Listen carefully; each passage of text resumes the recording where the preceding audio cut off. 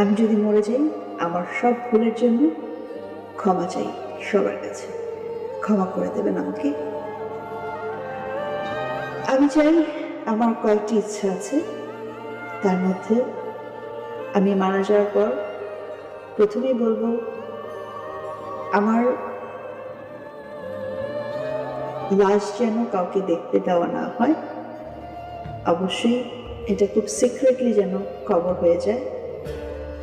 জানাজা হবে, কিন্তু আমি চাই না কেউ আমাকে আর দেখুক।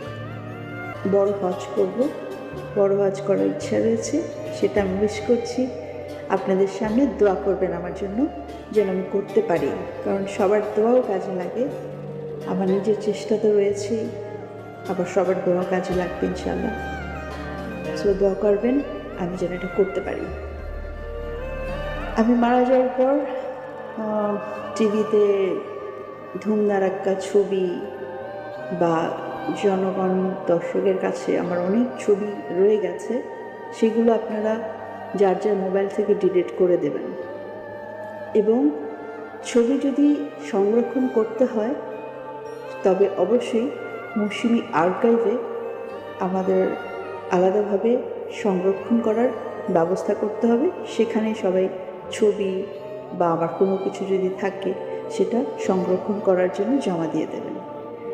যদি ভবিষ্যৎ প্রজন্মের জন্য আমার কোনো কাজ মনে হয় যে আর্কাইভে রাখলে ভালো হবে, গবেষণার জন্য প্রয়োজন আছে, তবে সেই উদ্দেশ্যেই সেই ছবিগুলো সংরক্ষিত হবে।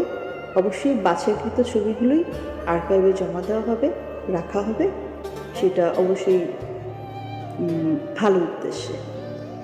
এছাড়া অন্য সব ছবি আমি বলবো ডিলিট করে দিলে ভালো হয়।